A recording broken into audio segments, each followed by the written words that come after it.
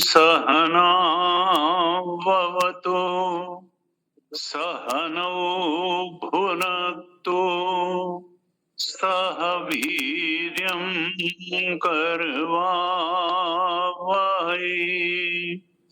तेजस्विनावधीतमस्तु मा विद्विषावहै।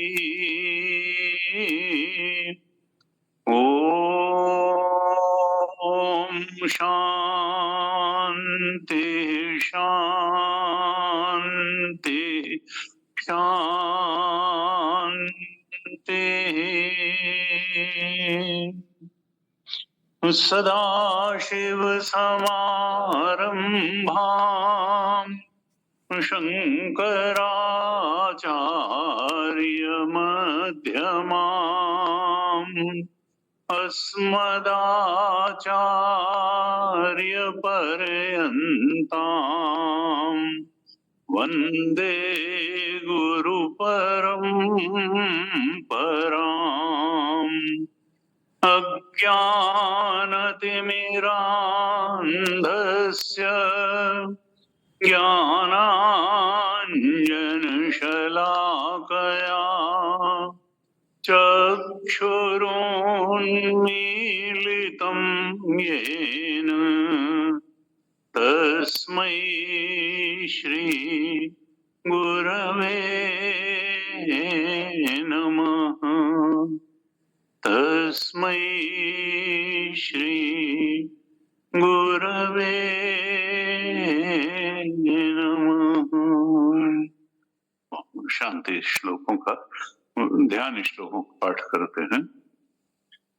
ओम पार्थाय प्रतिबोधितां भगवता नारायणेन स्वयं व्यासेन ग्रथितां पुराणमुनिना मध्ये महाभारतम्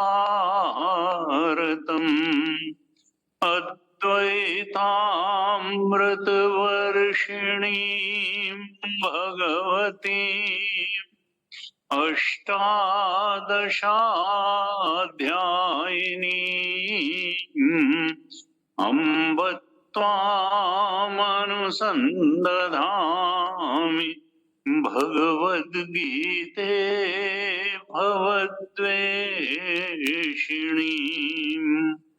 नमोऽस्तु ते व्यासविशालबुद्धे पुल्लारविन्दायतपत्रनेत्र येन त्वया भारततैलपूर्णा प्रज्वालितो ज्ञानमयः प्रदीपः प्रपन्नपारिजाताय स्तोत्रवेत्रैकपाणये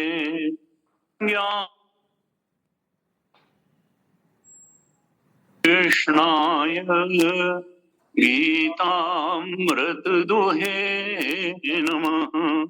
सर्वोपनिषदो गावो दोग्धा गोपालनन्दनः पार्थो वत्सः सुधीर्भोक्ता दुग्धं गीतामृतं महत्।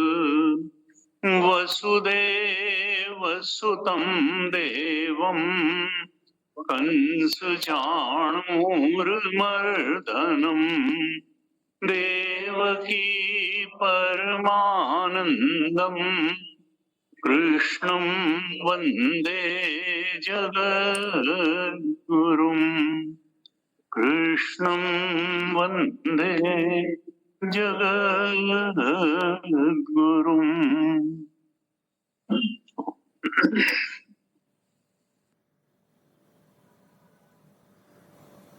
हमने चर्चा की थी वेदांत के साधना पद्धति की। वेदांत का लक्ष्य तो आत्मज्ञान ही है, आत्मबोध है, अपने सच्चे स्वरूप को पहचान लेना। जिसने अपने सच्चे स्वरूप को पहचान लिया उसने संसार के सच्चे स्वरूप को भी पहचान लिया और उसने भगवान के सच्चे स्वरूप को भी पहचान लिया। लेकिन प्रारंभ अपने सच्चे स्वरूप को पहचानने से ही होता है और अपने सच्चे स्वरूप को पहचानने के लिए वेदांत कहता है जो सबसे प्रथम आवश्यकता है वो है चित्त की निर्मलता, पवित्रता, सात्विकता, चित्त शुद्धि। और उसका उपाय, गीता प्रतिपादित उपाय है कर्मयोग। यानी हम कर्म तो जानते हैं लेकिन कर्म को कर्मयोग बनाने की जो पद्धति है उसको हमें जानना होगा। गीता में कोई लिस्ट ऑफ एक्शंस नहीं दी गई है, कोई कर्म की सूची नहीं दी गई है कि आपको ये करना है कि ये करना है कि ये करना। जो भी कर रहे हैं वही करते रहना है। कर्म योग एक अप्रोच की बात है कि आपका उसी कर्म के प्रति क्या दृष्टिकोण हो जाए। वो दृष्टि जब बदलते ही फिर आपका कर्म कर्मयोग बन जाता है। वो केवल सांसारिक लाभ देने वाला नहीं होता, वो आध्यात्मिक उन्नयन का साधन बन जाता है, वो अंतर यात्रा का साधन बन जाता है। और उसके लिए हमने कल 2 श्लोक मुख्य रूप से बताए थे। तीसरे अध्याय का 9वां श्लोक, इसमें था यज्ञार्थात् कर्मणोऽन्यत्र लोकोऽयं कर्म बन्धनः तदर्थम कर्म कौन्तेय मुक्त संगः समाचरः। ब्रह्मण्याधाय कर्म, उसमें था यज्ञार्थात् कर्मणो। और भगवान शंकराचार्य ने जो इस श्लोक पर भाष्य लिखा तो उन्होंने कहा देखो यज्ञों वही विष्णु। यज्ञ का मतलब यहाँ पर क्या है? यज्ञ का मतलब है विष्णु, क्योंकि यज्ञ के जो हम यज्ञस्य भोक्ता च प्रभु, यज्ञ के देवता, यज्ञ की जो आहुति है उसको लेने वाले भगवान विष्णु ही कहे। ये संसार में एक यज्ञ ही चल रहा है और ये चलाने वाले तो हमारे यहाँ भगवान विष्णु को माना गया। तो यज्ञों वही विष्णु। हम ये मान करके अपने कर्म करें कि मानो हम भगवान विष्णु को प्रसन्न करने के लिए अपने कर्मों की आहुति डाल रहे हैं। गुरु जी कहते थे हमारे कर्म ही पूजा के फूल बन जाए। परमात्मा को प्रसन्न करने के लिए अपने कर्म रूपी पुष्पों को उन भगवान विष्णु के चरणों में मानो हम अर्पित कर रहे हैं। इस भाव से जब हम उस कर्म को करना शुरू करेंगे तो एक तो हम कोई खराब बात, देखिए जो हम नहीं खा सकते वो भगवान को थोड़ा अर्पित किया। भगवान को हमेशा पवित्र और अच्छी चीज अर्पित की जाती है। तो कभी हमारे कर्म अगर हम भगवत भाव, भगवत समर्पण भाव से करेंगे तो कोई ऐसा कर्म नहीं करेंगे जो समाज विरोधी हो, जो हमारे ही कल्याण का विरोधी हो, परिवार का विरोधी हो और जो हमारे इष्ट को पसंद ना आए। ऐसा तो कोई काम नहीं करेंगे। तो भगवान को समर्पित करते हुए कर्मों को करना, न कि अपनी इच्छाओं को। सामान्य रूप से क्या करते हैं हम कि इच्छा पूर्ति के लिए ही कर्म करते हैं। तो इच्छा पूर्ति के लिए कर्म न करते हुए भगवान की प्रसन्नता, भगवान के इच्छार्पित कर्म नहीं ईश्वरार्पित कर्म जब हम शुरू करेंगे तो ये हमारा कर्म कर्मयोग बन जाएगा। बाकी कर्म में बदलाव करने की कोई जरूरत नहीं है। वशिष्ठ पुरोहिती का कर्म करते हैं वही करते रहे, राजा जनक राजकाज ही करते रहे, शबरी का झाड़ू लगाना भी कर्मयोग था और सुखदेव महाराज का अवधूत दिनचर्या के साथ घूमते रहना भी, जो भी वो करते थे वो कर्मयोग ही था। हमें कर्म बदलने की जरूरत नहीं है, लेकिन वो ईश्वर अर्पित भाव आना चाहिए। यज्ञार्थात कर्मणोऽन्यत्र, और अगर हमने इच्छा अर्पित कर्म किया तो ये कर्म का चक्र और हमको बांधता चला जाएगा। कर्म का चक्र क्या होता है, कल हमने थोड़ा इस पर चर्चा की थी कि हमको अपने सच्चे स्वरूप का ज्ञान नहीं है, हमको संसार के भी सच्चे स्वरूप का ज्ञान नहीं, हमको भगवान के भी सच्चे स्वरूप का ज्ञान नहीं है। जितना ज्ञान है उसी का आधार, और कुछ ज्ञान जरूर है। अगर एकदम ज्ञान न होता तो भी कोई परेशानी नहीं थी, फिर पत्थर को कोई परेशानी नहीं होती, ना उसको कोई सुख होता है ना कोई दुख होता है, होता रहे जो। लेकिन हमको पूरा ज्ञान नहीं है, लेकिन कुछ ज्ञान तो है, इसलिए हम जिज्ञासा करते हैं कि हमको पूरा ज्ञान हो जाए, और ज्ञान हो जाए तो पूरा आनंद मिल जाए, सत्य का बोध हो जाए। तो हमारी एक गहरी से गहरी अभिप्सा होती है कि हम सत्य को जान लें, तभी तो साइंस इतनी विकसित करती है, परम सत्य को जानने की तरफ बढ़ती है, परम आनंद को जानने की तरफ बढ़ती है, परम चैतन्य के उत्कर्ष को हम प्राप्त कर ले, इधर हमारा एक सहज रुझान होता है। तो ये कर्म चक्र क्या है? जब तक हम इच्छार्पित कर्म करते रहेंगे, कर्म का चक्र हमको फंसाए रहेगा, क्योंकि हमको स्वरूप का ज्ञान है, ओंकार स्वरूप का ज्ञान है। हम अपने को जीव मान के बैठे हैं, परसीवर, फीलर, थिंकर मान करके बैठे हैं, अहंकार मान करके बैठे हैं, बुद्धि में पड़ा हुआ आत्मा का प्रतिबिंब मान करके बैठे हैं, और फिर इच्छा पूर्ति के द्वारा उसी अहंकार को सजाने में लगे रहते हैं, और ये सोचते हैं कि इससे हमको जो वांछित सुख है, तृप्ति है, जिसकी हमें तलाश है, वो प्राप्त हो जाएगी, और वो प्राप्त नहीं होती। जड़ को पा करके चेतन कभी तृप्त हो ही नहीं सकता है। इसलिए प्रकृति में कुछ भी हम एकोमुलेशन कर लेंगे, भोग कर लेंगे, संग्रह कर लेंगे, उससे चेतन को वो तृप्ति नहीं मिलेगी जिसकी उसको तलाश है।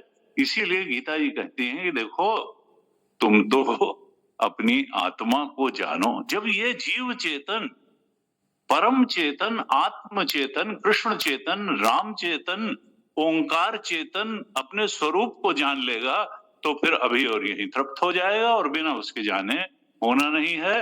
प्रकृति की का कोई भी पदार्थ पंचभूत है, ये शरीर पंचभूत का बना हुआ है, प्रकृति पंचभूत की बनी, ये शरीर के लिए पंचभूत बहुत आवश्यक है, लेकिन चेतन की तृप्ति पंचभूत से नहीं होगी।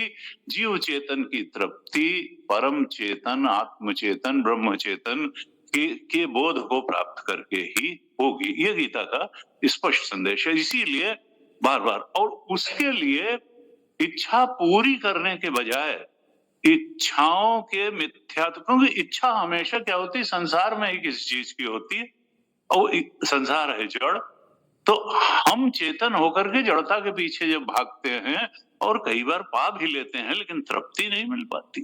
कहा देखो, इच्छा की सीमाओं को समझ करके तुम इच्छाओं का त्याग करो, और वास्तव में किस चीज की इच्छा करो, आत्मबोध की इच्छा करो, ओंकार स्वरूप के बोध की इच्छा करो, अपने ब्रह्म स्वरूप के बोध की इच्छा करो। और जैसे जैसे तुम जड़ता की इच्छाओं का त्याग करते चले जाओगे और आत्मबोध की इच्छा को दृढ़ करते चले जाओगे, वैसे वैसे तुमको अपने चित्त में सहज शांति, तृप्ति और सुख की अनुभूति होती चली जाएगी, विषय निरपेक्ष सुख की अनुभूति होती चली जाएगी। और इसी को उपनिषदों में भी कहा कि यहां तक कि स्वरूप सुख नहीं भी है तो आनंदमय कोश का जो आनंद है वो भी प्राप्त करने के लिए शंकराचार्य भगवान ने जब आनंदमय कोश तैत्तरीय उपनिषद में भाष्य लिखा तो वहां कहा काम उपशम। जैसे जैसे कामनाओं की शांति होती चली जाती है वैसे वैसे हमारा चित्त शांति और सुख और समरसता और तृप्ति को प्राप्त होता चला जाता है। यानी इच्छाओं का त्याग उसका मार्ग है आत्मबोध का। अब उसी को फिर और इलेबोरेट करके कहते हैं तप, विद्या, ब्रह्मचर्य, श्रद्धा। वहीं का जीवन में व्यक्ति के तप होना चाहिए, क्योंकि बिना तप के कुछ मिलता नहीं है, ना आध्यात्मिक उन्नति मिलती है, ना सांसारिक उन्नति मिलती है। और तप है क्या? मनसस्य इंद्रियाणाम, महाभारत में कहा, मनसस्य इंद्रियाणाम ऐकाग्रम परमम तपः। मन और इंद्रियों की एकाग्रता परम तप है। हम अपने मन को आत्मचिंतन में एकाग्र करें, हम अपनी इंद्रियों को आत्मचिंतन में एकाग्र करें, हम अपने मन और इंद्रियों की शक्ति को संसार में बिखरने से बचा करके आत्मचिंतन में जब समाहित करेंगे, एकाग्र करेंगे, तो उसका प्रभाव हमको दिखाई देगा। हम जो कुछ करना शुरू करते हैं उसका जीवन में प्रभाव दिखाई देता है। और इसीलिए बार बार शास्त्रों में कहा कि देखो, कुसंग छोड़ो और सत्संग करो। तुलसी बाबा ने कहा, कौन कुसंगति पाई नसाई, रहे न नीच मते चतुराई। और सत्संग क्या है? सत्संगति किन्न करोति पुंसाम। सत्संग व्यक्ति के जीवन में कौन सी अच्छी बात नहीं कर देता है। सत्संग तो आत्मबोध तक पहुंचा देता है। जो मनुष्य जीवन की सबसे बड़ी उपलब्धि है, स्वरूप बोध, आत्मबोध, ब्रह्म स्वरूप, वहां तक पहुंचा देता है सत्संग। इसलिए कहा कि देखो, सत्संग तो छोड़ना ही नहीं चाहिए। अगर तुम सत्संग करते रहोगे तो जीवन में तुम जो कुछ भी करते हो उसी का प्रभाव तुम्हारे जीवन में आता है। जीवन में वही प्रभावी हो जाता है, सत्संग ही प्रभावी हो जाएगा। आत्मचिंतन करते रहेंगे तो आत्मचिंतन से हम आत्मबोध तक पहुंच जाएंगे। अभी आज हम चर्चा करेंगे, गीता में बहुत स्पष्ट रूप से संदेश दिया है भगवान ने कि आत्मबोध प्राप्त करने के लिए आत्मचिंतन का सहारा लो, क्योंकि चिंतन की शक्ति हमारे अस्तित्व की सबसे सूक्ष्म शक्ति है, सबसे गहरी शक्ति है। चिंतन का बड़ा महत्व है, बड़ा मूल्य है। और कई बार अपने आप बैठ करके दिमाग भागने लगता है, इसलिए सत्संग में एक उसी मानसिकता से इतने सारे लोग बैठते हैं। शास्त्र का भी सहारा होता है, आचार्य बल भी होता है, शास्त्र बल भी होता है। इतने सारे लोगों की एक जैसी मानसिकता होती है तो हमें एकाग्र होकर के चिंतन करने में बहुत मदद मिलती है। इसलिए सत्संग का प्रभाव अकेले चिंतन से, लेकिन फिर अकेले में भी चिंतन हो सकता है, क्योंकि वो धारा जो है वो तो टूटती नहीं है। एक बार इस मन की और चित्त की और बुद्धि की जैसी वृत्ति बनने लगती है, वो कुछ देर तक बनी रहती है, जब तक कि उसको बहुत ही विपरीत वातावरण से कोई ठेस न लगे, कोई बदलाव न हो। गुरुदेव कहते थे कि कर्मयोग का छोटा सा, छोटे में अगर उसको बताएं तो हम सामान्य रूप से क्या करते हैं? सेल्फ सेंटर्ड लाइफ जीते हैं, और ज्यादा तो परिवार सेंटर्ड लाइफ जीते हैं। कई बार बाहर जब निकल के जाते हैं तो क्षेत्रवाद कहीं चलता है, कहीं जातिवाद चलता है, तो बड़े बड़े वाद चलते हैं। तो उनका don't lead self centred life, live God centred life. हमारे जीवन के केंद्र में ईश्वर रहना चाहिए, ईश्वर की प्रसन्नता होनी चाहिए, हमारी इच्छाएं ही नहीं होनी। गीता जी के दूसरे अध्याय के 55 श्लोक में तो भगवान ने यहां तक कह दिया कि देखो, अगर तुम विहाय कामान्य, दूसरे 2:55 में कहा भगवान ने कि प्रजहाति यदा कामान सर्वान पार्थ मनोगतान आत्मन्येवात्मना तुष्टः स्थित प्रज्ञस्तदोच्यते। तुम्हारी बुद्धि स्थिर हो गई। कहाँ स्थिर हो गई? कि मैं आत्मस्वरूप हूं, मैं मनुष्यों हम नहीं, मैं स्त्रियों हम पुरुषों हम नहीं, मैं ब्राह्मणों हम शूद्रों हम नहीं, सच्चिदानंद स्वरूपो हम, ओंकार स्वरूपो हम, आत्म स्वरूपो हम, ब्रह्म स्वरूपो हम। इस बोध में दृढ़ता से जो बुद्धि स्थिर हो गई है, प्रज्ञा जिसकी स्थिर, उसी को स्थित प्रज्ञ कहते हैं। यानी ब्रह्मबोध को प्राप्त हो। वो कैसे हुआ? प्रजहात यदा कामान सर्वान पार्थ, जब सारी कामनाएं अगर खत्म हो गई, और वो ज्ञान से ही खत्म होंगी। क्यों? क्योंकि जागने के बाद सपने की किसी चीज की कामना नहीं रहती है। जैसे जैसे हम समझते चले जाएंगे कि जागृत अवस्था और स्वप्न अवस्था में कोई बहुत अंतर नहीं है। जागे लाभ न हानि कछु तिमि प्रपंच जिए जोए, झूठऊ सत्य जाहि बिनु जाने जिमे भुजंग बिनु रजु पहचाने। ये जो है, जैसे जैसे हमको इच्छाओं का मिथ्यात्व, इच्छा से सुशोभित होने वाले अहंकार का मिथ्यात्व और इच्छा द्वारा इच्छित वस्तुओं का मिथ्यात्व विवेक द्वारा, ज्ञान द्वारा स्पष्ट होता चला जाएगा, वैसे वैसे इच्छाओं का त्याग बहुत सरल, सहज और स्वाभाविक होता चला जाएगा। इसलिए अगर हम ये मान के, कई बार लोग नहीं, आत्मशुद्धि तो संभव ही नहीं है, आत्मज्ञान तो संभव ही नहीं है, इसलिए कि हम सत्य को स्वीकार करने को तैयार नहीं हैं। और भगवान के गीता के वचन जो है हमारी मान्यताओं के मोहताज नहीं है। भगवान को नहीं मालूम कि इस संसार में कौन कौन व्यक्ति किस किस पर्सनल सुपरस्टिशन में जी रहा है। हर आदमी की थोड़ी थोड़ी अलग अलग होती हैं और बहुत सारी एक भी होती हैं। तो हम तो शरीर को सत्य मानते हुए पैदा होते हैं, संसार को सत्य मानते हुए पैदा होते हैं, इच्छाओं को सत्य मानते हुए पैदा होते हैं, इच्छाओं की पूर्ति को सत्य मानते हुए पैदा होते हैं। और सबसे बड़ी भ्रांति जीवन में क्या है, जो गीता और उपनिषद के अनुसार कि इच्छाओं की पूर्ति से सुख मिल जाएगा। शास्त्र कहता नहीं, इच्छा के त्याग से सुख मिलेगा। गुरुदेव ने गीता जी के, जो गुरुदेव की कमेंट्री आप लोग देखिएगा बाद में, जो दूसरे अध्याय का 71 श्लोक है, जिसमें कहा आपूर्यमाणम अचल प्रतिष्ठम समुद्रमापः प्रविशन्ति यद्वत् तद्वत् कामायम प्रविशन्ति सर्वे स शांतिमाप्नोति न काम कामी। वहां पे भगवान ने कहा शांति मिलती किसको, जिसकी ज्यादा इच्छाएं पूरी हो गई। कहा नहीं, जिसके मन में इच्छाएं उस तरह से प्रवेश करती हैं जिस तरह से समुद्र में नदियां प्रवेश करती हैं। समुद्र नहीं कहता कि जल बहुत ज्यादा हो गया है अब मत लाओ, वो अपनी मर्यादा तोड़ता नहीं है, जितनी नदियां जल लाती हो लाए न लग। इसी तरह से जिसका मन इतना समता में आ गया कि संसार की वस्तुओं की जानकारी, संसार के आकर्षण उसके मन में प्रवेश करते हैं, लेकिन उसमें कोई न लहर उठती है, न मर्यादा टूटती है, न उसको कोई आसक्ति होती, वो समता में बना रहता, समुद्रवत गांभीर्यम में बना रहता है। तो सशांति में अपनोति, वही शांति को प्राप्त करता है। कामनाओं के पीछे, एक कामना पूरी हुई दूसरे के पीछे दौड़े, दूसरी पूरी हुई तीसरे के पीछे दौड़े, तीसरी पूरी हुई चौथी।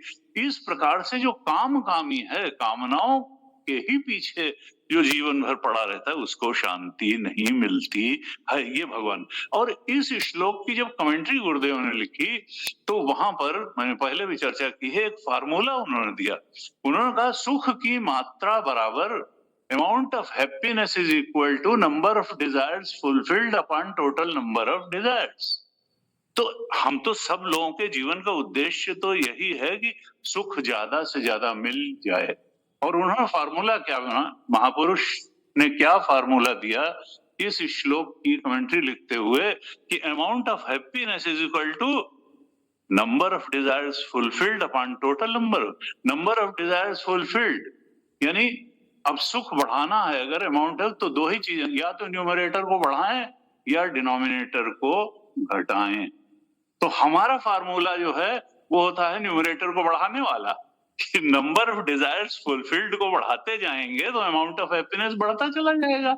संतों ने कहा ना ना, ये मत करो, प्रजाति यदा कामान सर्वान पार्थ मनोगतान, तुम तो डिनोमिनेटर को घटाते जाओ घटाते जाओ घटाते जाओ घटाते जाओ, उसको हो सके तो जीरो कर दो, और जिस दिन जीरो तुमने कर लिया तो अमाउंट ऑफ हैप्पीनेस इनफाइनाइट हो जाएगी। फिर तुमको इच्छा पूरी करने की कोई जरूरत ही नहीं। डिनोमिनेटर जैसे ही total number of desires zero हुई, सर्वान पार्थ, इसीलिए सर्वान कहा। देखिए 2:55 में भगवान ने भी कहा, ये नहीं कहा कि 2-4 बची रहेंगी, तो न, प्रजहात यदा कामान सर्वान, यानी डिनोमिनेटर को जीरो करो, पार्थ मनो आत्मन, तब फिर आत्मा आत्मा में ही तुमको संसार की किसी चीज की संतोष के लिए जरूरत ही नहीं रहेगी। तो आत्मन्येव आत्मना तुष्ट, स्थित इसी को तो स्थित प्रज्ञ कहते हैं। उपनिषद में भी बिल्कुल यही बात कही। उपनिषद में कहा यदा सर्वे प्रमुच्यन्ते कामा ये से हृदय श्रिता अथ मर्त्यो अमृतो भवति अत्र ब्रह्म समश्नुते। यदा सर्वे प्रमुच्यन्ते, जब सारी कामनाएं समाप्त हो जाती हैं तो ये मरण धर्मा जो मनुष्य है यही आत्मबोध ब्रह्म स्वरूप के बोध को उपलब्ध हो जाता है, अमरत्व को प्राप्त हो जाता है। अथ मर्त्यो अमृतो भवति अत्र ब्रह्म, और यही अपने ब्रह्म स्वरूप में शाश्वत स्थिति उसको प्राप्त हो जाए, यानी मुक्ति प्राप्त हो जाती है। ना हम जीव है, जीवन मुक्ति। शास्त्र में कहा जिसने ये जान लिया कि मैं जीव नहीं हूं, मैं तो ब्रह्म, वही जीवन मुक्त हो गया। और इच्छाओं के कारण ही तो जगत की कीमत है। अगर इच्छाएं ना हो तो फिर जगत की कोई ऐसी जरूरत तो है नहीं। तो और इच्छा क्या है? वास्तव में तो चेतन में जब दूसरी कोई चीज है ही नहीं तो चेतन में भोक्तृत्व आया कहां से? आ ही नहीं सकता है। ये लॉजिकली इम्पॉसिबल है कि अगर सदैव सौम्य इदम अग्रे, इस सृष्टि के पहले केवल एक सत्य ही था, वही चेतन था और वही आनंद सच्चिदानंद ही था, उसी से सारी सृष्टि हुई।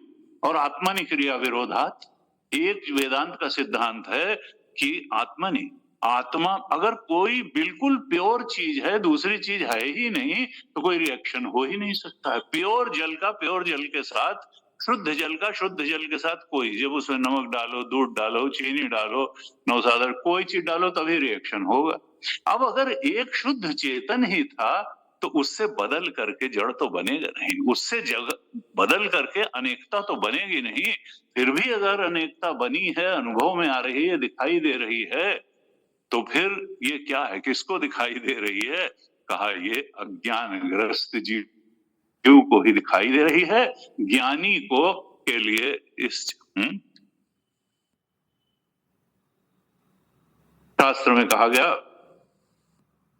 देखो ये जो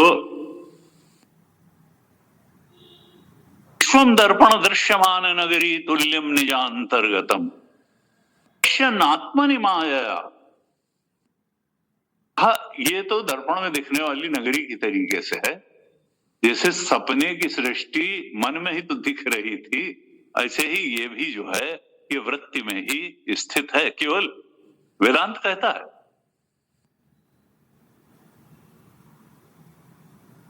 पांडु के उपनिषद पे कारिका लिखते समय गौड़पादाचार्य जी ने बड़े स्पष्ट रूप से कह दिया कि देखो ये संसार वृत्ति से जाना ही नहीं जाता है, ये वृत्ति में ही रहता भी है। जैसे स्वप्न की सृष्टि भी तो वृत्ति से जानी जाती है और रहती भी वृत्ति में है, ऐसे ही जागृत की सृष्टि भी वृत्ति से यानी विचार से जानी ही नहीं जाती है, ये रहती भी विचार में ही है। लगता है कि जैसे बाहर है, लेकिन ये तुम्हारे अंदर ही थी। विश्वम दर्पण दृश्यमान नगरी तुल्यम निजांतर्गतम पश्यन आत्मनि माया। तुम्हारे अंदर का मतलब आत्म तत्व के अंदर, ये जीव के अंदर नहीं, ये शरीर के अंदर नहीं। पश्यन आत्मनि माया बहिर्बोध भूतम यथा निद्रा, निद्रा का मतलब जैसे सपने की हो। यह साक्षात पुरते प्रबोध समय स्वात्मानमेवाद्वयम् तस्मै श्री गुरुमूर्तये नमः श्री दक्षिणामूर्तये। उन दक्षिणामूर्ति भगवान को प्रणाम करता हूं जिन्होंने ये लखा दिया कि ये सृष्टि जो है आत्मा के अंदर थी।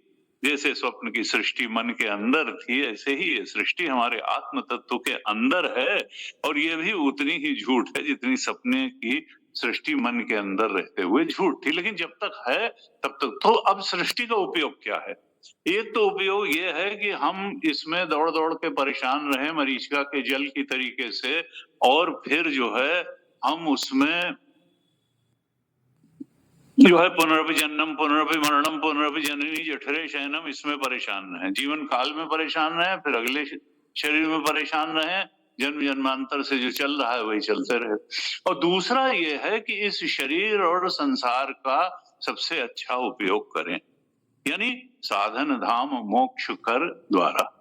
क्योंकि मनुष्य को ही ये सुविधा प्राप्त है, ये उत्कर्ष प्राप्त है कि मनुष्य के जीवन में केवल भोग सामग्री ही नहीं है, अंदर इच्छाएं ही नहीं हैं, अंदर उसके संकल्प शक्ति भी है जिससे वो इच्छाओं का त्याग कर सकता है, विवेक पूर्वक त्याग कर सकता है। और वो यहाँ पर शास्त्र भी है, यहाँ पर सद्गुरु भी है, और यहाँ पे आश्रम भी है, और यहाँ पर सत्संग भी है।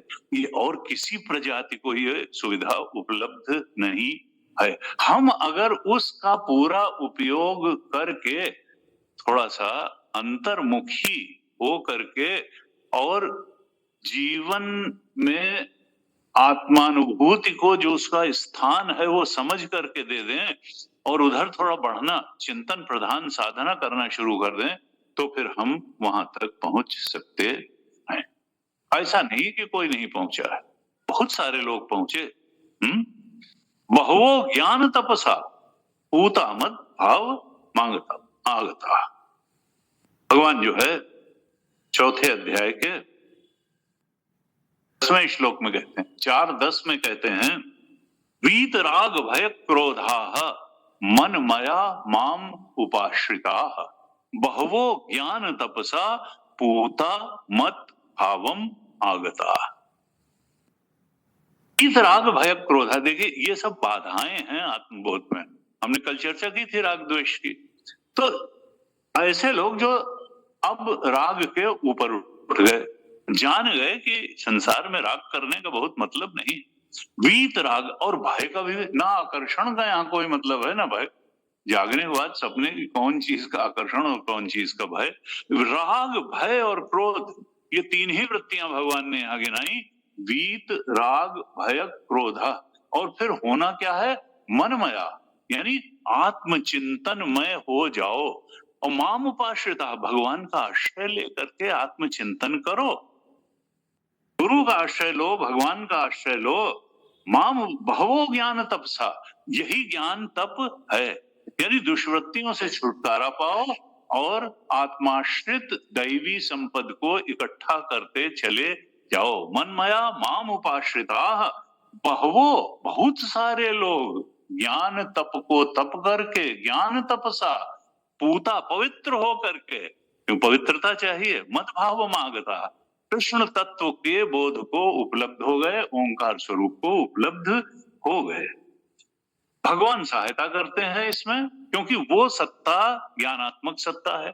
हमारी तो जानकारी कम है, वो तो सर्वज्ञ है, वो जानता है कि कौन किस बात के लिए तड़प रहा है।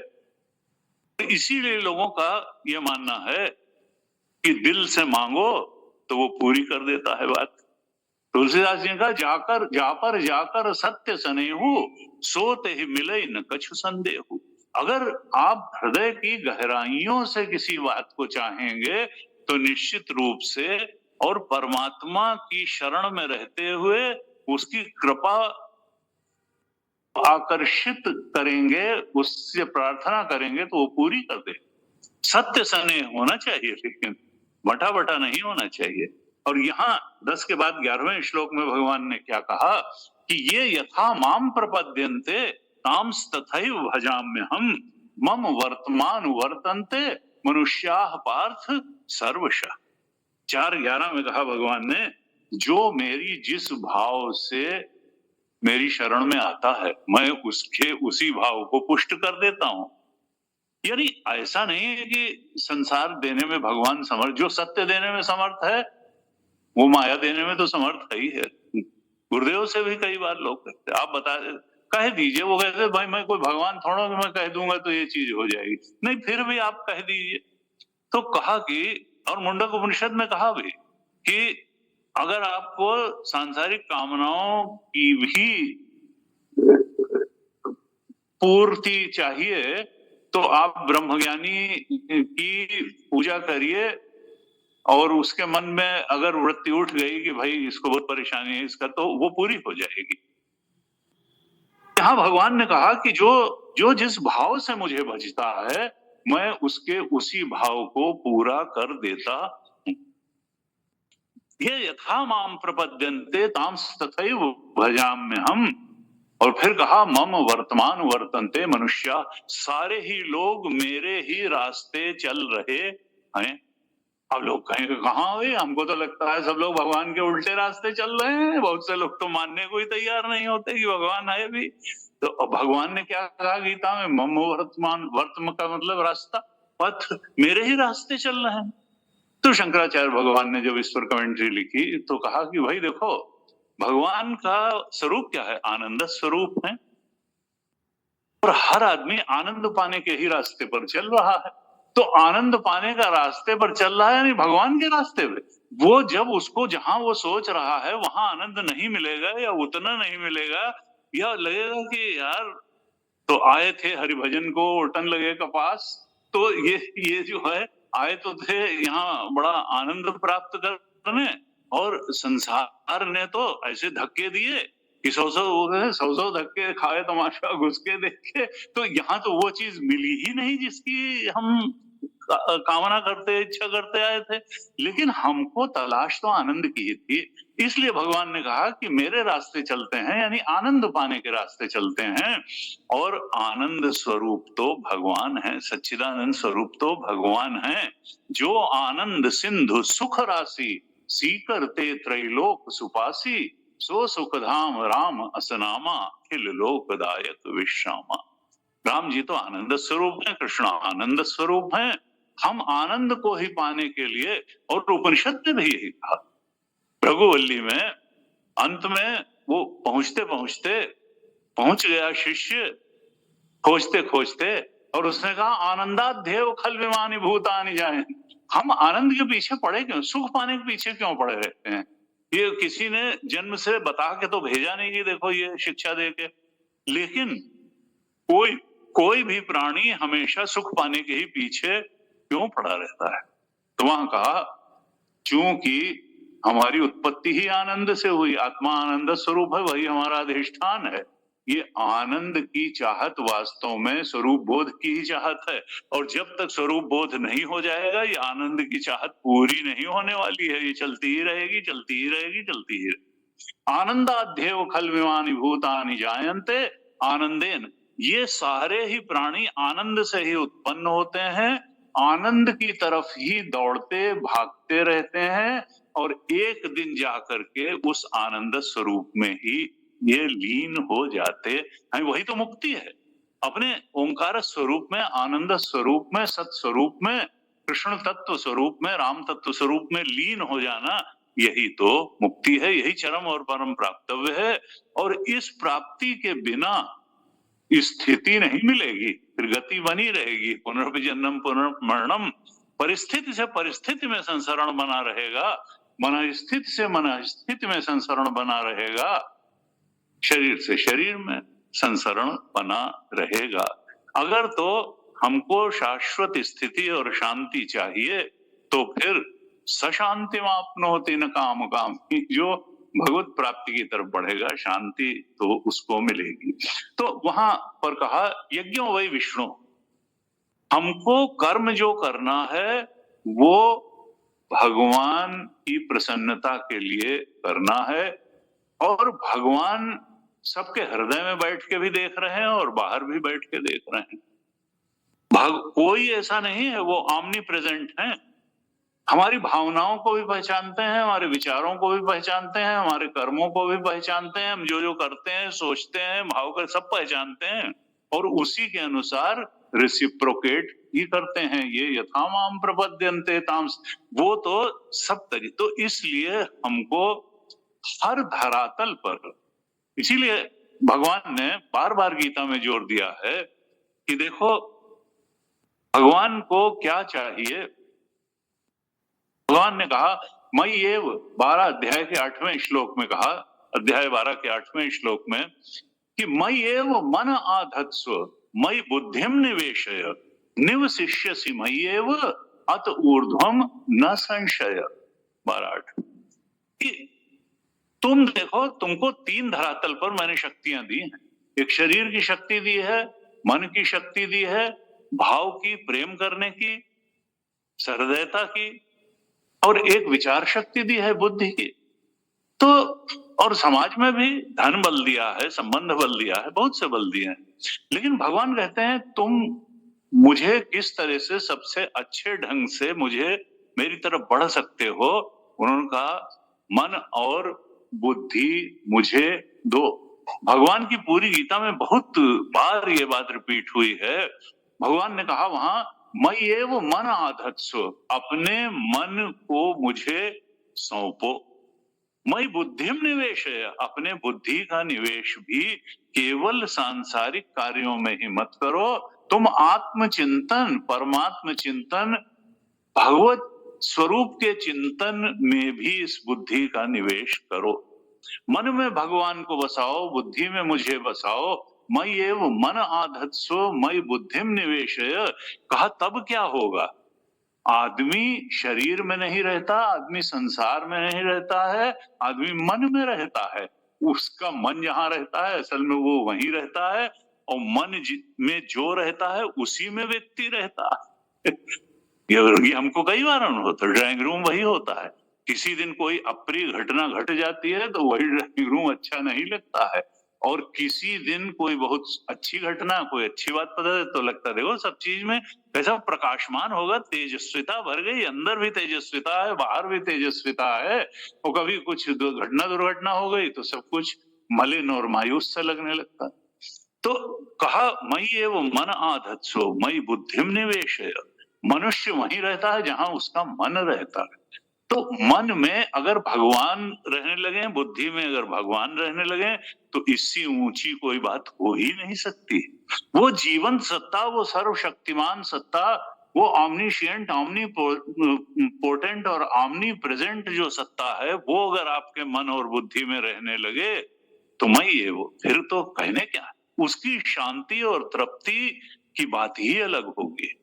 वो संसार की कोई प्राणी पदार्थ परिस्थिति का संसर्ग वो शांति, तृप्ति और सुख नहीं दे सकता जो भगवान को मन में बसाने से मिल सकता है और मिलता है। इसीलिए मयि एव मन आधत्स्व मयि बुद्धिम निवेशय निवसिष्यसि मयि एव। अगर तुमने ये कर लिया तो फिर तुम संसार में नहीं रहोगे, तुम विकारों में नहीं रहोगे, तुम राग, भय और क्रोध में नहीं रहोगे, तुम मुझ कृष्ण परमात्मा में रहोगे।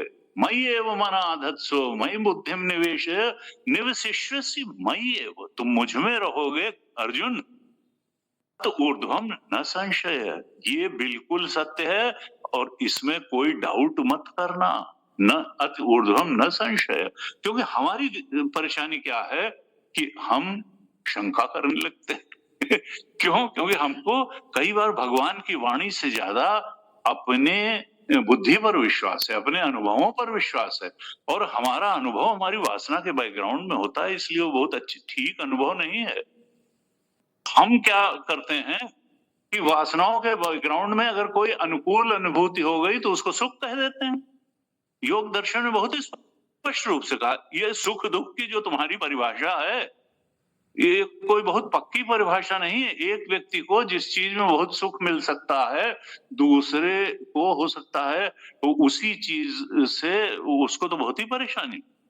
और इसका जो लोग स्मोक नहीं करते हैं वो सोच सकते हैं कि एक आदमी तो वो सिगरेट पीने की तलब के पीछे मरा चला जा रहा है, दूसरे को वहां बैठना मुश्किल है। तो कहते हैं कि भाई आप बाहर जाकर के पिया हो, आपको बहुत वो है। ऐसी बहुत सारी करीब सारी चीजों का कि आदत किस चीज की पड़ी है, वासना किस चीज, वासना अनुसारी अगर हमको चीज मिलेगी तो हमको सुख का अनुकूल वेदनीयम सुखम। उनका जो अनुकूलता की वेदना कराए है तो केवल एक सेंसेशन है, फीलिंग है, और क्या है। जो अनुकूल वेदनीय है वो सुखम है, और वहां कहा सुखानुशयी रागा, राग और द्वेष की बात है। तो जिस चीज से सुख मिलता है जो अनुकूल वेदना देती है उससे राग हो जाता है। और प्रतिकूल वेदनीयम दुखम, प्रतिकूल वेदना होती है उसको दुख कहते हैं। और दुखानुशयी द्वेषा, दुख के बाद की वृत्ति क्या है, द्वेष की, भाई ये आने ना पाए, इसकी शक्ल ही न देखने पाए प्राणी पदार्थ से, नहीं तो ये फिर कष्ट देगा। लेकिन ये गोलमोल गड्ढमड्ढ बात है, एक व्यक्ति को वही चीज बहुत सुखद ले, एक को वो दुखद लग सकती है। तो भगवान जो है कहते हैं कि देखो संशय मत करना, क्योंकि तुम्हारा जो अनुभव है, तुम्हारा वो जो ज्ञान है वो बिल्कुल वासनाओं के बैकग्राउंड में है, और उस ज्ञान, वासनाएं बदलते ही वो तुम्हारी सारी चीजें जो है पलट जाएंगी। मयि एव मन आधत्सु मयि बुद्धिम निवेशय निवसिष्यसि मयि एव अत ऊर्ध्वम न संशय। संशय नहीं करो। और जो भगवान का गीता का जो अंतिम उपदेश का श्लोक भगवान ने कहा, 18वें अध्याय का 66 श्लोक, 1866 में भगवान ने क्या कहा कि सर्व धर्मान परित्यज्य माम एकम शरणम व्रज अहम त्वा सर्व पापेभ्यो मोक्षयिष्यामि मां शुचा। वहां फिर भगवान ने कहा मैं तुम्हें सारे पापों से मुक्त कर दूंगा, क्योंकि पाप का ही परिणाम तो ताप होता है। हम लोग कहते हैं भाई ये दुख आ गया जीवन में, ये दुख आ गया, ये दुख आ गया।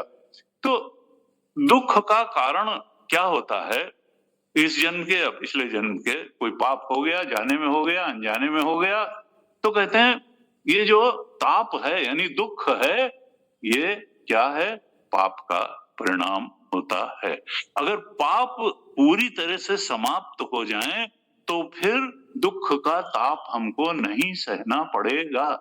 और अर्जुन से भगवान ने अंत में कर्म योग, भक्ति योग, ध्यान योग, ज्ञान योग सब बताने के बाद कहा अंतिम श्लोक में कि अगर कुछ भी न समझ में आया हो तो सर्वधर्मान परित्यज्य माम एकम तुम केवल और केवल मेरी शरण में आ जाओ। लेकिन हम क्या सोचते हैं कि नहीं, थोड़ा अपने शरीर बल की शरण में रहें, थोड़ा अपने धन बल की शरण में रहें, थोड़ा अपने संबंध बल की शरण में रहें। ऐसे से अनेक हमने बल अपने मान रखे हैं और पहले जो है उन सब बलों का उपयोग हम कर लेते हैं कोई समस्या निपटाने में। और जब कोई बल काम नहीं करता और डॉक्टर साहब भी कह देते हैं कि भाई अब भगवान का नाम लो, वही सहारा है, तब हम कहते हैं हाँ तू ही आखिरी सहारा है। और गुरु जी कहते थे कि आखिरी क्यों, पहला सहारा वो क्यों नहीं है? और भगवान ने यही कहा माम एकम शरण। तुम ये कौन सहारों के चक्कर में पड़े हो? मैं होऊंगा तो सब सहारे, डॉक्टर भी मिल जाएगा, दवा भी मिल जाएगी, असर भी कर जाएगी। और मेरा सहारा अगर नहीं होगा, और अगर मृत्यु तो होनी है तो शांति से हो जाएगी, मृत्यु भी हो जाएगी, कोई अफसोस की बात नहीं है। जातस्य ही ध्रुव मृत्यु ध्रुवम जन्म मृतस्य च तस्माद अपरिहार्य थे न त्वं शोचितुम मर। जो पैदा हुआ है वो तो मरेगा ही। तो जो चीज होनी ही है, जो इनएविटेबल है, उस पर शोक क्या करना? वो उसको तो फिर सवाल ये नहीं है कि हम मरे, मरना कोई खास बात है। जीते समय हमने किया क्या? गीता के रास्ते चले या मनमानी रास्ते चले? ये है परेशानी की बात। तो ये है कि भगवान के दिखाए रास्ते चले कि नहीं। तो भगवान ने बिल्कुल स्पष्ट कहा सर्वधर्मान परित्यज्य माम एकम शरणम व्रज। तुम तो मुझे एक की शरण में रहो। मेरी अगर कृपा, मेरी शरण में रहोगे, सब चीज ठीक ठीक चलेगी, बुद्धि शुद्ध रहेगी, मन शुद्ध रहेगा, आचरण भी पवित्र रहेगा, व्यवहार भी पवित्र रहेगा। तो कोई तुमसे जो है द्वेष क्यों करेगा? सब लोगों के तुम प्रिय बनोगे और सब चीज ठीक रहेगी।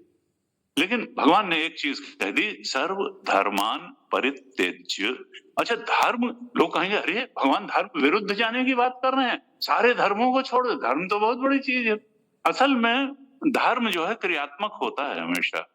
धर्म जो है, देखिए, ज्ञान तो चिंतन द्वारा प्राप्त किया जाता है। अज्ञान के नाश के लिए ज्ञान की आवश्यकता होती है। सत्संग में शास्त्र के अनुसार कुछ बोला जाता है और श्रवण किया जाता है, और उस श्रवण किए हुए का चिंतन मनन किया जाता है, और उसके बाद में दृष्टि बदलती है और अज्ञान का नाश होता है। वो एक अलग विधा है। लेकिन जो धर्म है उसमें तो फिर ऐसे वेदी बनाओ, ऐसे मंत्र बोलो, ऐसे आहुति डालो, या जो इष्टापूर्त कर्म है, किसी ने धर्मशाला बनवा दिया, किसी ने पहले हैंडपाइप लगवा देते थे, कुएं खुदवा देते थे, बाग लगवा देते थे, लोग आएंगे रुकेंगे। तो इष्टापूर्त कर्म वो क्रियात्मक है। धर्म का कार्य हमेशा वो कर्म मांगता है, धर्म क्रियात्मक होता है। तो और कर्म के पीछे क्या होता है? कामना होती है। कामना ही तो होती है, क्योंकि वहां भी अगर होता है, हम कोई धार्मिक कार्य करते हैं तो कई बार हम सोचते हैं कि चलो भाई लड़की की शादी हो जाए, लड़के की नौकरी लग जाए, मकान बन जाए, दुकान चल जाए, कुछ न कुछ इस तरीके की, कुछ नहीं तो हम शरीर छोड़ने के बाद जो है स्वर्ग में जाएंगे, हमारी सदगति होगी, इस प्रकार की बातें लेकर के करते हैं। तो मुक्ति का हिसाब अलग है, और धर्म से शरीर रहते और शरीर के बाद अनुकूल परिस्थितियां बनी रहें, इस कामना से धर्म किया जाता है। तो धर्मान परित्यज्य का मतलब है कामान परित्यज्य। जब तुम मेरी शरण में आ ही गए हो तो तुम्हारी सदगति भी हो जाएगी, तुम्हारी लड़की की शादी भी हो जाएगी, तुम्हारा दुकान भी ठीक चलती रहेगी, तुम्हारे लड़के की नौकरी भी लगी, तो तुम अब उस सब की चिंता मेरे ऊपर छोड़ दो। अब तुम अलग से कोई बहुत बातों में मत पड़ो, तुम तो मेरा चिंतन करो, अपने मन और बुद्धि को मुझे सौंप दो। तो सर्व धर्मान परित्यज्य का मतलब सर्व कामान परित्यज्य, और कामना का के पीछे क्या होती है? तो भगवान शंकराचार्य और भागवत जी में कहा अविद्या कामना कर्म। अविद्या होती है, स्वरूप का जब अज्ञान होता है तो उसके कारण कामना होती है, और कामना से कर्म होता है। यानी सर्व कामान परित्यज्य, तुम तो अज्ञान नाश के लिए काम करो, और तब तुम मुझको अपने स्वरूप के रूप में ही प्राप्त कर लोगे। भगवान इस तरह से आश्वस्त करते हैं। और फिर सबसे बड़ी बात कही, हम तो सर्व पापेभ्यो मोक्षिष, सारे पापों का मैं नाश कर दूंगा, तुम्हारे दुख आने नहीं पाएगा।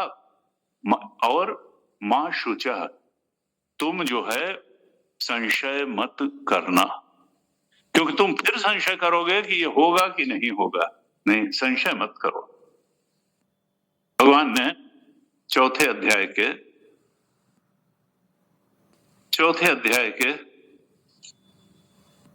49वें श्लोक में कहा, 49 नहीं 40वें श्लोक में कहा, 4:40 में कहा, अज्ञश्च अश्रद्धानश्च संशयात्मा विनश्यति। हम हैं तो अज्ञानी। अज्ञानी का मतलब ये नहीं कि हम कुछ नहीं जानते हैं, संसार के बारे में बहुत कुछ जानते हैं, आत्मा के बारे में हम अज्ञानी। क्योंकि अज्ञान भी गीता में या वेदांत में टेक्निकल टर्म है। यहाँ अज्ञान का मतलब आत्मज्ञान ही है, अपने सच्चे स्वरूप का अज्ञान ही है, बाकी तो हम बहुत कुछ जानते हैं। अज्ञश्च, जो स्वरूप के बारे में अज्ञानी है। और फिर क्या है? शास्त्र और ज्ञानी गुरु, तत्वदर्शी गुरु के प्रति अश्रद्धालु भी है। एक तो जानते नहीं है, दूसरे जो जानता है उसके ऊपर कोई श्रद्धा भी नहीं रखते हैं कि जन्मा देगा हमको। तो खुद तो जानते नहीं है, और जो जानता है उसके ऊपर कोई श्रद्धा नहीं रखते कि ये जन्मा देगा हमको, तो अज्ञ है। अज्ञ होता तो सभी अज्ञ हैं, उसमें तो कोई बात नहीं है, तो 2-4 ज्ञानी होंगे धरती पे। तो लेकिन वो ज्यादा खराब बात क्या है कि अश्रद्धालु भी है, अश्रद्धानश्च। और फिर तीसरी चीज कही संशयात्मा, फिर वो संशय भी करता है कि पता नहीं कोई ज्ञानी धरती पे होता है। नहीं नहीं, ये हो ही नहीं सकता। चित्त शुद्धि कहाँ होती है? आत्मज्ञान कहाँ होता है? अरे वो Gita, these are mere statements, they have got no relevance to life. इस तरीके की बड़ी बड़ी बातें करना। अज्ञश्च अश्रद्धानश्च संशयात्मा विनश्यति का, जो अज्ञ होगा, अश्रद्धालु होगा, और उसके बाद तीसरी और जो भगवान ने हथौड़ा मारा वो कहा संशयात्मा भी होगा, तो फिर विनश्यति। अब इसको कोई पकड़ नहीं सकता है, ये अपनी गति से जाएगा। दुर्गति को प्राप्त होते होते कभी सीखेगा जाकर के, और ये स्वर्ग तक चलता रहता है। नहुष जो है वो गए और इंद्र बन गए अपने कर्मों से, लेकिन इंद्राणी पर कुदृष्टि पड़ी और उसने कहा पालकी, संतों से जुटी हुई पालकी में अगर बैठ करके आओगे तब तो मैं इंद्र के रूप में, पत्नी के रूप में तुम्हारा सम्मान करूंगी। और उन्होंने कहा अच्छा ठीक है। तो वहां भी जाके, और फिर अगस्त, वो कहा ऋषियों को ये कि वो पालकी ढोए, और वो इधर उधर हुआ, और उन्होंने जो है अंत में अगस्त ऋषि ने पहुंचने के पहले ही शाप दे दिया कि तेरी बुद्धि जो है सर्प जैसी है, जा अजगर हो जा। और वहीं से गिरे और जाकर के कुएं में पड़ गए, अजगर हो गए।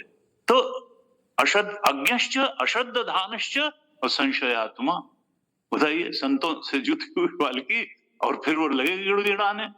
तब उन्होंने कहा अच्छा जब कृष्ण का अवतार होगा और कृष्ण का स्पर्श तुमको प्राप्त होगा, तब तुम फिर से जो है अपनी उस योनि से मुक्त हो जाओगे। तो मुक्त हुए। लेकिन यहाँ पे भगवान गीता में बार बार कहते हैं कि देखो संशय मत करो, मेरे बातों में संशय मत करो।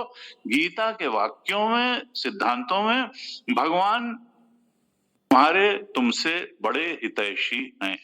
अर्जुन बहुत बड़ी बड़ी बात कर रहा था और भगवान ने डांटा, पंडितों जैसी बात करते हो और हो मूर्ख, अशोच्यान है अनुशोच प्रज्ञावारांश्च भाष्य से, प्रज्ञावान की तरह बात कर रहे हो और शोक करते हो, जबकि पंडित लोग शोक नहीं करते। नानुशोचन्ति पंडिता। अगर कोई शोक कर रहा है इसका मतलब कि वो अभी ज्ञानी नहीं है, अभी जागा हुआ नहीं है। जानी तब ही जीव जग जागा, जब सब विषय विलास विरागा। जागृत में आने के बाद सपने की किसी बात का शोक नहीं किया जाता है। इसका मतलब अभी तुम आत्मा में जागे नहीं हो, तभी जागृत की इन सब बातों का शोक कर रहे हो। तो संशयात्मा विनश्यति, यहाँ कहा संशय मत करो, क्योंकि अगर ये तीनों चीज होंगी, अज्ञ भी होगे, अश्रद्धालु भी होगे, संशयात्मा भी होगे, तो न्यायम लोकोस्ति न परो न सुखम संशयात्मना। जो संशय से ग्रस्त व्यक्ति है उसके लिए न इस लोक का सुख है न परलोक का सुख है, वो तो सच्चा सुख प्राप्त ही नहीं कर पाएगा, वो आत्मबोध की तरफ नहीं बढ़ पाएगा। और इसके विपरीत गीता प्रतिपादित साधना में क्या कहा, ठीक पहले 39 श्लोक में भगवान कहते हैं कि ये तो निगेटिव वाली बताई या पॉजिटिव भी बताई, माम एकम शरणम व्रज। 4:39 में कहा श्रद्धावान लभते ज्ञान। तुमको अगर आत्मज्ञान चाहिए, परम सत्य का ज्ञान चाहिए, तो फिर तुमको करना क्या है, श्रद्धा रखनी है। किसमें? कृष्ण के वचनों में, गीता के वचनों में श्रद्धा रखनी है। गीता प्रतिपादित कर्म योग की साधना में श्रद्धा रखनी है, भक्ति योग की साधना में श्रद्धा रखनी है, ध्यान योग की साधना में श्रद्धा रखनी है और ज्ञान योग की भी साधना में श्रद्धा रखनी है। भगवान के वचनों में श्रद्धा, श्रद्धावान लभते ज्ञानम। भगवान कहते हैं जो श्रद्धावान है उसको निश्चित रूप से ज्ञान प्राप्त हो जाता है, और ज्ञान का मतलब यहाँ आत्मज्ञान ही है। श्रद्धावान लभते ज्ञानम। और उसके बाद में श्रद्धा के साथ साथ 2 चीजें और बताई, ये भी बड़ी महत्वपूर्ण है गीता प्रतिपादित साधना में।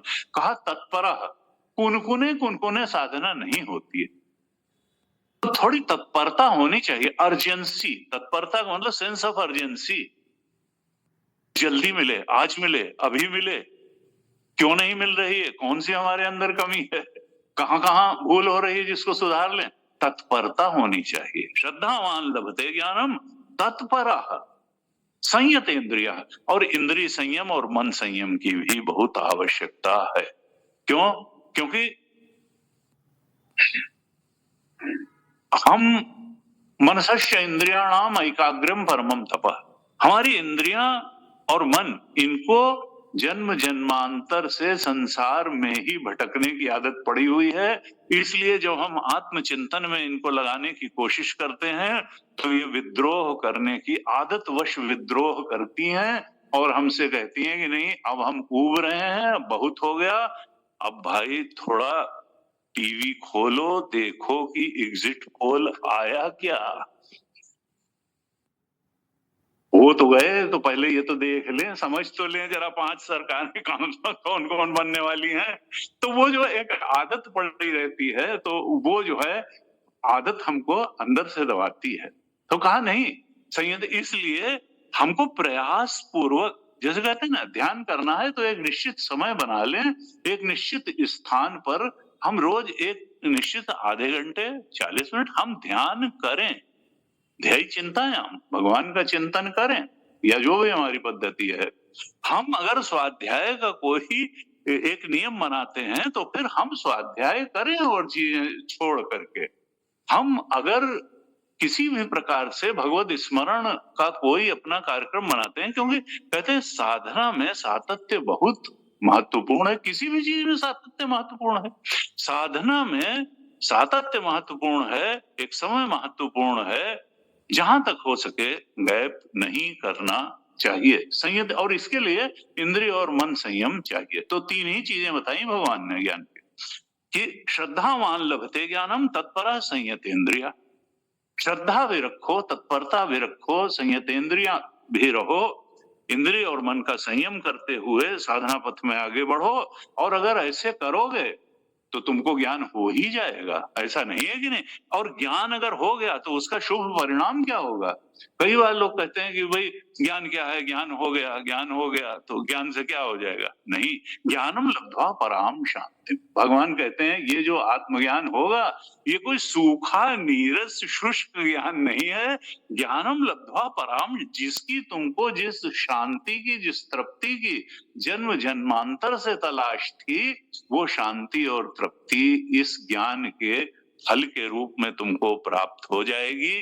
ज्ञानम लब्ध्वा पराम शांतिम, और कब होगी?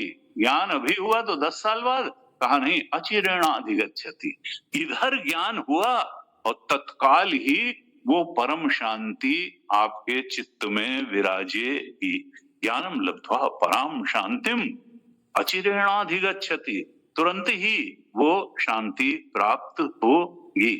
और इसलिए गीता जी में ज्ञान की भगवान ने इतनी महिमा बखानी, कहा आत्मज्ञान की, अपने आप को जानो, अपने ओंकार स्वरूप को जानो, अपने आत्म स्वरूप को जानो, आत्मा के ब्रह्म स्वरूप को जानो। और कहा देखो ये भी बहुत चिंता मत करो कि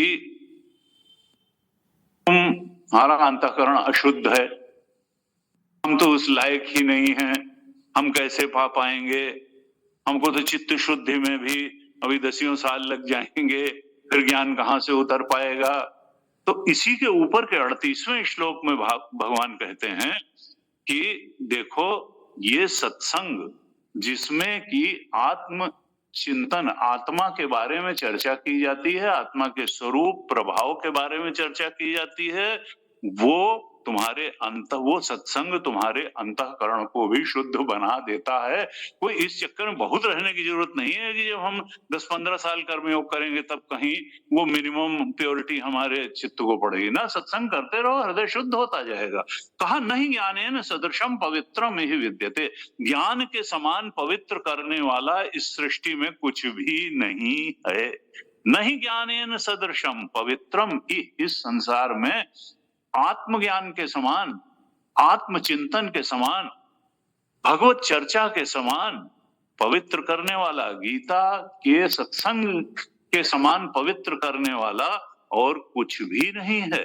अगर हम ये करते रहें तो तत् स्वयं योग संसिद्ध कालेन आत्मनि विन्दति।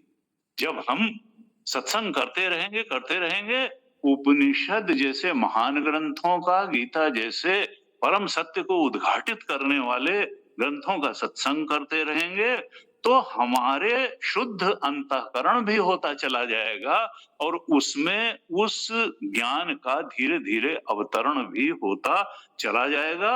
हम कालेन, थोड़ा सा समय लग सकता है, लेकिन कालेन आत्मनि विन्दति। और इसी के बाद कहा अगर वो तीन चीजें काफी गहराई से हो जाएं, श्रद्धा, तत्परता और संयतेन्द्रिया, तो अचिरेणाधिगच्छति, वो अचिरेणाधिगच्छति, तुरंत ज्ञान होगा, बहुत जल्दी ही ज्ञान हो जाएगा और उसके फलस्वरूप परम शांति की भी प्राप्ति हो जाएगी।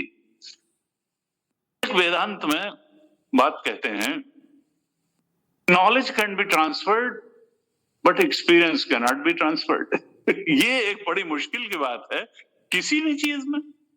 अरे आप जो है, क्योंकि गुरु जो है वो बोलेगा और शिष्य सुनेगा, वक्ता बोलेगा और श्रोता सुनेगा। तो इसमें क्या है कि नॉलेज तो हो सकता है कि भाई वो क्या है, वो सर्वज्ञ है, वो सर्वशक्तिमान है, वो सर्वव्यापक है, ऑमनिशिएंट, ऑमनीपोटेंट, ऑमनीप्रेजेंट है, वो कृपालु है, दयालु है। ये सब बातें तो बताई जाएंगी और हमको कंसीव करनी पड़ेंगी, अपने दिमाग में एक रूपरेखा बनानी पड़ेगी। तो knowledge can be transferred, Gita के श्लोकों का अर्थ बताया जा सकता है, लेकिन वो भगवद रस तो हमारी अपनी साधना के बाद ही हमारे अंदर उत्पन्न होगा। वो जो ज्ञानम लब्ध्वा पराम शांतिम की बात है, वो फिर हमारे साधना के अनुपात में हमको अनुभव में आएगी। इसलिए सबका अलग अलग अनुभव हो जाता है कई बार। तो हमको अनुभूति के धरातल पर अनुभव गम में भजई जय संता, उसको जब लाना पड़ेगा, और तब जो है वो उसका रस, उसका रसास्वादन, उसकी शांति की अनुभूति, उसकी समरसता की अनुभूति, इक्वानिमिटी की अनुभूति हमको अंदर ही हो जाएगी। लेकिन अपना पार्ट हमको प्ले करना पड़ेगा, क्योंकि knowledge can be transferred, experience can not be transferred. लेकिन फिर एक क्लास और लगाया वेदांत में, गुरु that who is transferring the knowledge must have experience. अगर जो नॉलेज को ट्रांसफर कर रहा है उस गुरु को एक्सपीरियंस नहीं है, तो फिर उस नॉलेज से जो ट्रांसफर की जा रही है उससे भी बहुत कुछ बनने वाला नहीं है। गुरु must have experience. Guru is transferring the knowledge, उसको अनुभूति के धरातल पर भी उस ज्ञान का रसास्वादन प्राप्त हुआ होना चाहिए, तब वो ज्ञान प्रभावी होगा। और वो शिष्य की भी थोड़ी मेहनत, थोड़ी कोशिश से उसके हृदय में भी उस ज्ञान का रस उद्भूत हो जाएगा। इसी को मुंडक उपनिषद में कहा, परीक्ष लोकान कर्मचितान ब्राह्मणों निर्वेदम आयात। इस लोक की परीक्षा करते चले जाओ, क्या सोच के गए थे, क्या पाने गए थे, और तब फिर पिक्चरों में गाने लिखे जाते हैं कि गए अरमान लेके लुटे लुटे आते हैं। लोग जहां में कैसे दिल को लगाते हैं, हम तो फिरे नाकाम, इस तरीके। और ये रियलिटी है, गए और मान लेके लुटे पिटे आते हैं। तो कहा कि परीक्ष लोकान कर्मचितान ब्राह्मणों निर्वेदम। तुम इस लोक की परीक्षा करते जाओ, अपने जीवन की परीक्षा करो, पड़ोसी के जीवन की परीक्षा करो, अपने संबंधियों के जीवन की परीक्षा करो, तो तुमको ये बात जल्दी ही मालूम पड़ जाएगी कि ये संसार जो है देखत सोना लगे सकल जग कांच है। अरे भाई पलटू जीवन कहिए झूठ तो मरना सांच है। तो यहाँ चमकदार चीजें दिखाई देती हैं, वास्तव में ये उतनी तृप्तिदायक और चमकदार होती नहीं है जितनी दिखती है। ये संसार जो कुछ प्रॉमिस करता है वो देने में सक्षम नहीं है। परमात्मा जो प्रॉमिस करते हैं उससे ज्यादा देने में सक्षम है। बढ़ा के संसार जो प्रॉमिस करता है उससे बहुत कम दे पाता है, वो तृप्ति नहीं दे पाता है। तो कहा जब लोक की परीक्षा करते जाओगे तो धीरे धीरे क्या होगा कि वहां वैराग्य हो जाएगा। तुम आकर्षित होने के बजाय आकर्षक प्राणी पदार्थ परिस्थितियों से थोड़ा तुम्हारे निर्वेद होगा। निर्वेद का मतलब वैराग्य, वैराग्य अनासक्ति, आसक्ति तुम्हारी टूटती जाएगी धीरे धीरे। विवेक दृष्टि से अगर तुम चीजों को देखते चले जाओगे तो निर्वेदम आयात। परीक्ष लोकान कर, परीक्षण कर करके। लेकिन अगर सोए सोए से तुमने जो है संसार में रहे, परीक्षण नहीं किया, बिल्कुल विवेक दृष्टि को जागृत रखते हुए निष्पक्ष भाव से चीजों का आकलन नहीं किया, तो फिर निर्वेदम आयात नहीं होगा। परीक्ष लोकान कर्मचितान ब्राह्मणों निर्वेदम आया। तब तुमको ये मालूम पड़ेगा कि कर्म से जो भी प्राप्त होता है वो काल में नष्ट हो जाता है। ये संसार की एक सीमा है, कर्म की भी एक सीमा है कि कर्म से जो भी प्राप्त होता है वो काल में नष्ट हो जाता है। ये हमारा हॉल नहीं था, 25 साल पहले नहीं था, और सीमेंट की बाइंडिंग कैपेसिटी 75-80 साल होती है, तो अंत में रिपेयर करके हो सकता है 100-150 साल चल जाए। फिर एक समय नगर पालिका वाले कि भाई ये ओल्ड बिल्डिंग है, और हम देखते हैं बॉम्बे वगैरह में कैसे वो भरभरा के गिर पड़ी, तो भाई इसको अब डिमोलिश करके दूसरी बनाओ। तो यहाँ कुछ भी ऐसा नहीं है कि जो शाश्वत हो, और हमको शाश्वत शांति की तलाश है, हमको शाश्वत सुख की तलाश है। हम चाहते हैं कि पायो परम विश्राम राम समान प्रभु नाही कहूं। हमको परम विश्राम की, परम शांति की, परम सुख की कोई स्थिति मिल जाए, ऐसी अंदर से हमारी गहरी अभीप्सा है, तो फिर वो कैसे मिलेगी? देखिए, अगर इच्छा होती है तो इच्छा पूर्ति का साधन भी होता है, ये बात तय है। इस सृष्टि में जो नहीं तो इच्छा ही ना होती। कहा वो इच्छा है अगर, तो इच्छा का साधन भी है। वो इच्छा का साधन है भगवत गीता, भगवत गीता के उपदेश, उपदेश पर चलना, उसकी शक्ति में हमारे पास है, सब चीज है। तो पहले नहीं होगा तो परमात्मा की तरफ बढ़ने में अभी हम तत्परता से नहीं बढ़ेंगे, संयतेंद्रियता से नहीं बढ़ेंगे, पूरी श्रद्धा से भी शायद ना बढ़ पाए। तो वैराग्य का इसीलिए बड़ा महत्व गीता में भी बताया और सारे साधना शास्त्र में है। परीक्ष लोकान कर्मचितान ब्राह्मणों निर्वेदम आयात नास्ति अकृतः कृतेन। इसका मतलब क्या है कि वो परम शांति, परम सुख और शाश्वत तृप्ति की जो बात होगी वो कर्म से तो नहीं मिलेगी। तो फिर मिलेगी कैसे? उनका वो ज्ञान से मिलेगी, क्योंकि वो हमारा, और ज्ञान से कोई नई चीज नहीं मिलती है। ज्ञान से हमेशा वही अज्ञान का ही नाश करने की ताकत ज्ञान में होती है। ज्ञान में कोई नई चीज क्रिएट करने की ताकत नहीं होती है। चूंकि परमात्मा हमारा स्वरूप है, सच्चिदानंद हमारा स्वरूप है, इसलिए अज्ञान के हटते ही वो प्रकाशित हो जाता है। ज्ञान में केवल अज्ञान को नष्ट करने की शक्ति होती है, लेकिन चूंकि अज्ञान ही बाधा है, इसलिए ज्ञान से वो आत्मा की अनुभूति हो जाती है। अब लेकिन उसके लिए रास्ता बताने वाला, उसके लिए उपदेश करने वाला, उसके लिए ठीक से खोल खोल के बताने वाला, मार्ग निर्देश है, गाइड कौन होगा? इसको कहते हैं फ्रेंड, फिलोसफर एंड गाइड। हमसे बिल्कुल प्रेम रखते हुए हमारे धरातल पे उतर करके हमारी समस्याओं के निराकरण का उपाय बताते हुए, साधना पथ की कठिनाइयों को और ओवरकम करने को समझाते हुए जो गुरु होगा, जिसको कि कहा तद विज्ञानार्थम, उस परम सुख और शांति को पाने के लिए, जानने के लिए, क्योंकि विज्ञान ही है उसका, जानना ही है। सोई जानत तुम देहु जनाई, और जानत तुम ही हो जाई। तुमको जानते ही तुम हो, ब्रह्मविद ब्रह्म ही वो भवती। ब्रह्म को जानना ब्रह्म ही हो जाना है, क्योंकि अज्ञान ही तो पर्दा था। तो अतद विज्ञानार्थम स गुरुमेव अभिगच्छेत समित पाणि श्रोत्रियम ब्रह्मनिष्ठम। उसके लिए आप आदर के साथ क्या लेकर के जाइए? समित पाणि, समिधा लेकर के जाइए। कैसे गुरु के पास जाइए? तो वहां श्रोत्रिय ब्रह्मनिष्ठ, यानी जिसको शास्त्र का ज्ञान भी हो और अनुभव भी हो, जो बता भी सकता हो, जानता भी हो, शास्त्रीय बातों को समझा भी सकता हो, और that Guru must have experience also.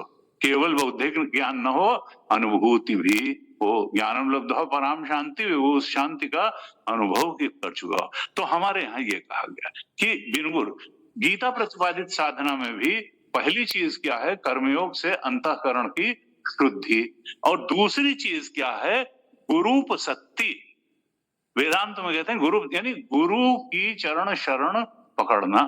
Tulsidas ji ने कहा, गुरु बिनु होए न ज्ञान, और ज्ञान की होए विराग बिनु, चले कि जल बिनु नाव, कोटि जतन पची पची मरिए। दो चीजें उन्होंने केवल कही कि गुरु चाहिए, सक्षम गुरु चाहिए, श्रोत्रिय ब्रह्मनिष्ठ गुरु चाहिए, उसके बिना ज्ञान नहीं होगा। गुरु बिन हो, क्योंकि जिसका दीप जला हुआ है वही आपके दीप को, जले हुए दीप से ही दूसरे का दीप जलता है।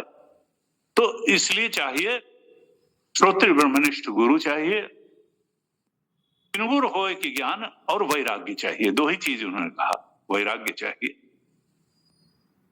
यहाँ पे मुंडक उपनिषद में जो कहा, तद विज्ञानार्थम सुगुरुमेव अभिगच्छेत समित पाणि श्रोत्रियम ब्रह्मनिष्ठम, कि आप हाथ में कुछ लेके जाइए। गुरु जी कहते थे, और वो संविधा क्या होती? लकड़ी होती है। क्या तुम 2 4 6 लकड़ी नहीं ले जाओगे तो गुरु जी के आश्रम का जो यज्ञ वगैरह का काम है वो रुका रहेगा क्या?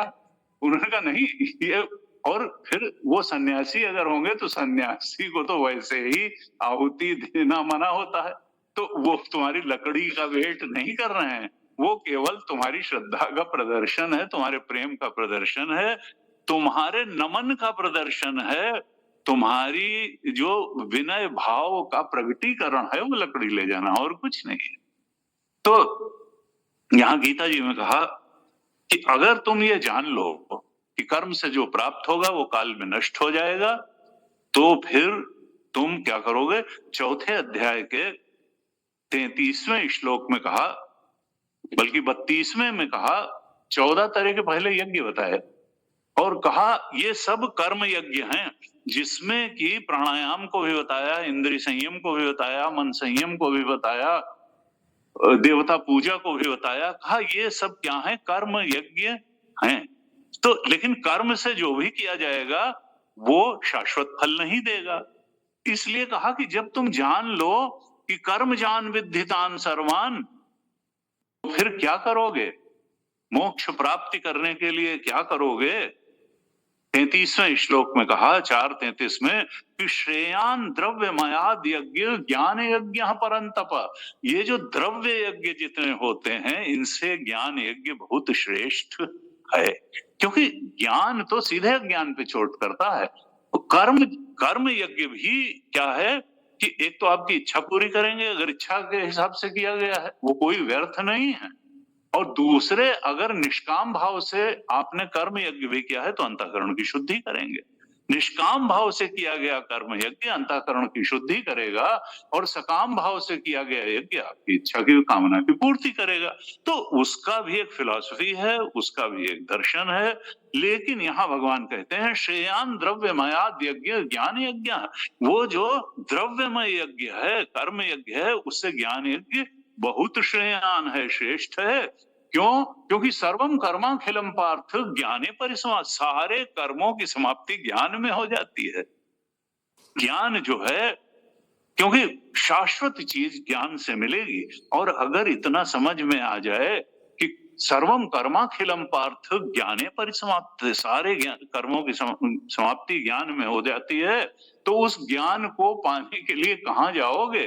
कहा तद विद्धि प्रणिपातेन परिप्रश्नेन सेवया उपदेक्षन्ति ते ज्ञानम ज्ञानिनस् तत्व दर्शिनः। 34वें श्लोक में कहते हैं, तब तुम एक ज्ञानी और तत्वदर्शी, जो उस बोध को भी प्राप्त है, तत्व के बोध को प्राप्त है, तत्वदर्शी है और ज्ञानी भी है, बौद्धिक नॉलेज भी है, शास्त्र की भी नॉलेज है और बोध भी है, ऐसे उस सदगुरु के पास जाओ, उसको प्रणिपात करो, उसके समक्ष तुम उसके चरणों में झुको और प्रश्न करो, चुप हो के न बैठ जाओ। जो भी तुम्हारी संदेह है, जो भी तुम्हारी जिज्ञासा है, उसके सामने रखो। तो उपदेक्षन्ति ते ज्ञान, अगर तुम सुपात्र होगे तो वो ज्ञान का उपदेश अवश्य करेगा। वो जो ज्ञानी और तत्वदर्शी है वो तुम्हें ज्ञान का उपदेश करेगा। यज् ज्ञात्वा न पुनर्मोहम एवं यस्, जिस ज्ञान को प्राप्त करने के बाद अभी जो तुम्हारी अज्ञान दशा में हालत हो रही है कि ये जो है मर जाएंगे, चाचा ताऊ भाई और स्त्रियां जो है विधवा हो जाएंगी, वर्णशंकर पैदा होंगे, और फिर वो पिंडदान कौन करेगा, वो पितरों का कोप हो जाएगा और सब चीज नष्ट भ्रष्ट हो, इस तरीके के मोह को तुम प्राप्त नहीं होगे। तुम सत्य को सत्य देखोगे, असत्य को असत्य देखोगे, आत्मा को आत्मा देखोगे, अनात्म को अनात्म देखोगे। आत्मा को तृप्तिदायक और सर्वोच्च बोध के रूप में तुम प्राप्त कर लोगे, और अनात्मा को उसकी जो हैसियत है उसके रूप में भी तुम जान लोगे, पहचान लोगे। और सारा तुम्हारा जो शोक अभी तुम कर रहे हो, तो तरत, उपनिषद में कहा तरति शोकम आत्मवित्, सारा तुम्हारा शोक चला जाएगा। तो ये गीता प्रतिपादित थोड़ा साधना है, कर्मयोग की साधना है, भक्ति योग की साधना है, ज्ञान योग की साधना है। अब हम अगली 2-3 कक्षाओं में अभी और इसको विस्तार से थोड़ा आगे बढ़ाएंगे, क्योंकि इन साधनाओं की जो सूक्ष्मता भगवान ने बताई है वो भी बहुत अनुकरणीय है, बड़े ध्यान से देखने समझने और करने वाली है। क्योंकि ये ज्ञान केवल बौद्धिक ज्ञान नहीं, ये जीने वाला ज्ञान है। गीता प्रतिपादित ज्ञान को जीना पड़ता है, और जीने में जो कष्ट उठाना पड़ता है वो कष्ट भी उठाने को तैयार होना चाहिए। इसीलिए तो इसको साधना कहते हैं, क्योंकि अगर ये इसको जीना न पड़े और उस जीने में कष्ट न उठाना पड़े तो फिर तो क्या है भाई, फिर तो सुन लिया तो नहीं।